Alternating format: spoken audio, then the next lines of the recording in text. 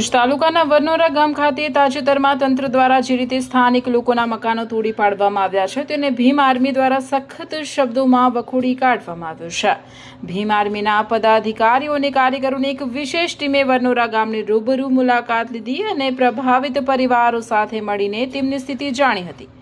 ભીમ આર્મીના આગેવાનોએ આ સમગ્ર કાર્યવાહીને ગેરબંધારણીય અને અન્યાયી ગણાવી છે। તેઓએ જણાવ્યું કે કોઈ પણ વૈકલ્પિક વ્યવસ્થા કર્યા વિના કડકડતી ગરમી ચોમાસાની ઋતુમાં નિર્દોષ ગરીબ પરિવારોના આશરા છીનવી લેવા તે માનવતા વિરોધી પગલું છે। વર્ષોથી ત્યાં રહેતા પરિવારોને અચાનક બેઘર કરી દેવા પાછળ વહીવટી તંત્રની કિન્નાખોરી દેખાઈ આવે છે।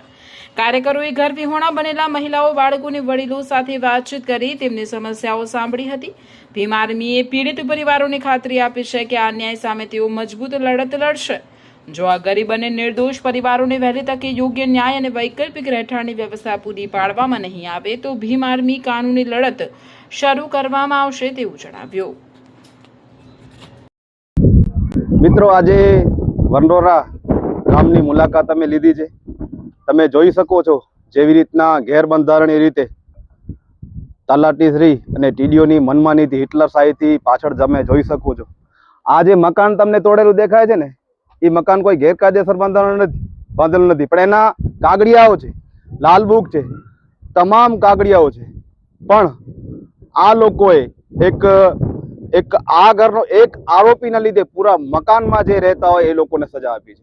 અને આવું ક્યારેય નથી થયું। આ બુલડોઝરની પ્રક્રિયા ફક્ત પહેલી વખત અહીંયા કચ્છમાં થઈ રહી છે। એનો અમે વિરોધ કરીએ છીએ, કારણ કે કાયદાના વિરુદ્ધ છે અને કોર્ટ ઓફ કન્ડેમ કર્યું છે આ લોકો, કારણ કે તમામ કાગળિયાઓ હોવા છતાંય આ લોકોએ આવી રીતના પ્રક્રિયા કરવામાં આવી છે। હિટલરશાહી છે। આવું તો જુલ્મ અંગ્રેજોની સત્તા હતી ત્યારે નહોતું કરવામાં આવ્યું। આવી રીતના અહીંયાના ભારતીયો છીએ તે છતાંય અહીંયા અગર એવું હોય તો પછી એ જે પરિવારના લોકો છે એ પરિવારમાંથી કદાચ એક વ્યક્તિએ ગુનાહ કર્યો છે। અમે કોઈ ગુનેગારના સમર્થનમાં નથી, પણ જે નિર્દોષ લોકો એના લીધે જે નિર્દોષ લોકો જે આનામાં આવી રહ્યા છે, નિર્દોષ લોકોનો જે ઉપર જે અત્યાચાર થઈ રહ્યો છે એના વિરોધમાં અમારી લડાઈ છે। જો એવું જ હોય તો એક ગુનેગાર છે તો એની સાથે જે પરિવાર છે એને નાખી દો જેલમાં, તો પછી એના તમે ઘર તોડી રહ્યા છો, સજા તો આપી જ રહ્યા છો, તો એનો મતલબ એમ છે આખા પરિવારને આપી દેવું? એવું આગળ પણ બીજા એક ઘર છે, તેનામાં એક 10મી ભણતો છોકરો છે, એનામાં ગુનેગાર છે તો એના ભાઈનું મકાન તોડી દેવામાં આવ્યું છે। તો આ કેવા પ્રકારની છે તમારી? કોઈ પણ પ્રકારનું બંધારણનું કોઈ પણ પ્રકારની આ લોકોએ શરમ નથી રાખી અને ગેરબંધારણીય રીતે જે લોકો ટીડીઓ અને તલાટીશ્રી પોતે કાયદાના વિદ્વાન કહેવાય તે છતાંય આવા લોકોએ આવી કરી છે, જે પણ એમના ઉપર હુકમ હલાવતો હોય। પણ આ જે લડાઈ આગળ ચાલુ રહેશે।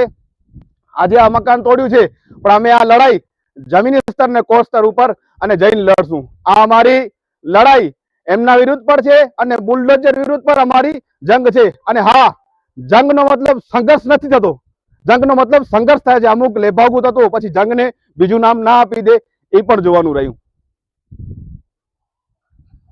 બિલકુલ આ તમે જોઈ શકો છો જે મકાન જે અત્યારે તોડી પાડવામાં આવ્યું છે એ બિલકુલ કાયદેસર છે, તે છતાંય આ લોકોની મનમાની અને હિટલરશાહીના લીધે તોડવામાં આવ્યું છે। અને અમારી લડાઈ અમે એમની સાથે છીએ, નિર્દોષ લોકોની સાથે અમે છીએ અને બુલડોઝરના વિરુદ્ધ અમારી જંગ છે।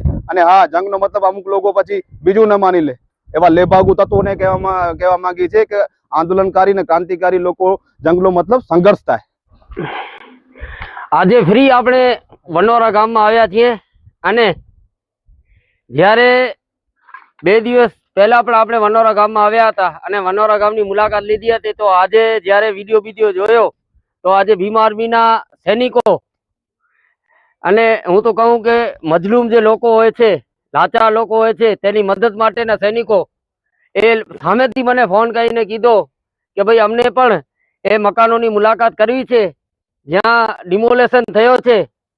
તો આજે ભીમ આર્મીની ટીમ વરનોરા ખાતે આવી છે અને જેટલા પણ મકાનની ડિમોલેશન થયો છે તે વિશેની તમામ વિગતો અમે ભીમ આર્મીને આપી છે કે કેવી રીતે નિર્દોષ લોકોના ઘર તોડી નાખવામાં આવ્યા અને નાના બાળકો, મહિલાઓ, બુજુર્ગોને આવી ધૂપના અંદર ઘર વગરના કરી નાખવામાં આવ્યા।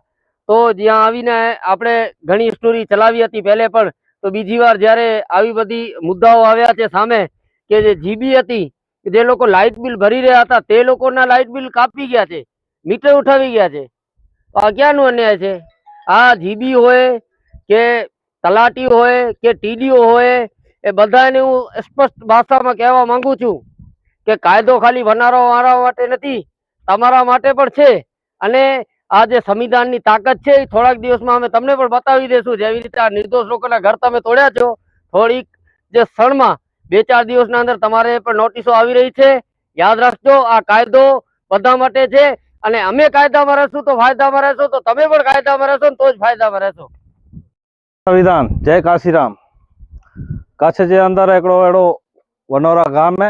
इन वनौरा गाम में कोक आरोपी हिकिड़ो वे तेना करे आखे परिवार के सजा अची वई है।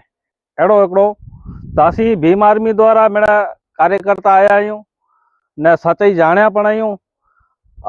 हूंदा हल 4-5-6 ॼणा आरोपी, पर हेॾा नेडा नेडा जेको छोकिरा आहिनि एनी के नेरासूं त पाके ईअं लॻो त हिकिड़ो गुनहगार जे लीधे मेरा गुनहगार थी विया आहिनि।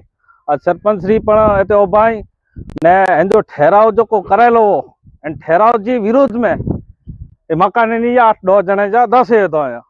त अचींदल ॾींहं में भीम आर्मी द्वारा इन गाम के असीं जेको व्यक्ति खासा आहिनि इन के सपोर्ट पण करीबो, कोई पण आंदोलनकारी हूंदो इन में सपोर्ट दीबो। जय भीम। આજે અમે વનોરા ગામની મુલાકાત લીધી।